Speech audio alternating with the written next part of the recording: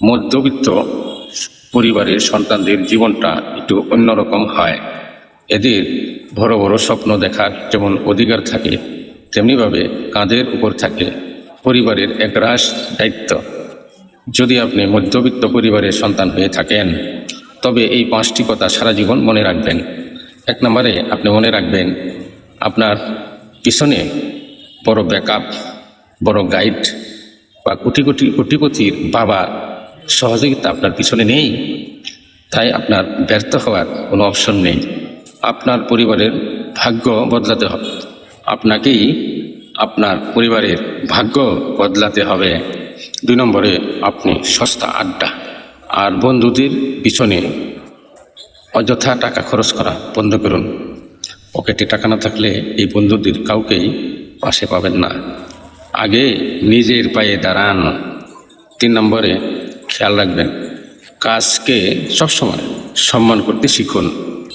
কাজ কখনোই ছোট বড় হয় না। হালাল পথে উপার্জন করে, সৎ পথে থেকে যে কোনো কাজ করে টাকা উপার্জন করাটা লজ্জার নয়, বরং অন্যের কাছে হাত পাতাটা লজ্জার। 4 নম্বরে সবচেয়ে গুরুত্বপূর্ণ হলো আপনার মা বাবার মুখের দিকে তারা শখ আহ্লাদ বিসর্জন দিয়ে আপনাকে মানুষ করেছে, কত কষ্ট করেছে একটু চিন্তা করে দেখুন।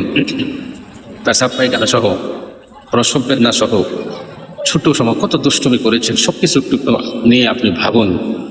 তাই বলছি, মা বাবার মুখের দিকে তাকান। কখনো আপনার অবহেলায় যেন মা বাবা কষ্ট না পায়, আপনার অবহেলায় যেন তাদের খেজমতের ত্রুটি না হয়। সবসময় তাদের দোয়া নেওয়ার, তাদের মন খুশি রাখার চেষ্টা করুন বন্ধু। তারপরে আসুন 5 নাম্বার। মনে রাখবেন বন্ধু, 5 নাম্বার কথা হলো, কখনোই ধৈর্য হারাবেন না। হয়তো অন্যদের তুলনায় আপনার একটু বেশি সময় লাগতে পারে সফল হতে, কিন্তু সৎ পরিশ্রমী যদি আপনি হতে পারেন, আপনার জিত নিশ্চিত। সঠিকভাবে পরিশ্রম করুন, মা বাবার দিকে তাকান। যদি তারা না থাকে, তাদের জন্য সদকায়ে জারিয়া করুন, তাদের মাগফিরাত কামনা করুন। যদি থাকে, খেজমত করুন, তাদের কাছ থেকে দোয়া নিন আর সৎভাবে কর্ম করুন। ইনশাল্লাহ আপনার সফলতা বেশি দূরে নয় বন্ধু, আপনার জিত হবেই। যদি কথাগুলা ভালো লেগে থাকে, আপনার মন মতো হয়ে থাকে, তাইলে ফলো দিয়ে পাশেই থাকুন। যদি ফেসবুক থেকে দেখে থাকেন, আর যদি ইউটিউব থেকে দেখে থাকেন, তাহলে সাবস্ক্রাইব করে পাশেই থাকবেন। এই ধরনের ভিডিও দেওয়ার জন্য আমি চেষ্টা করবো সবসময়। সকলের জন্য দোয়া ভালোবাসা রইল। এতক্ষণ ভিডিওটা দেখার জন্য আপনাকে অসংখ্য ধন্যবাদ।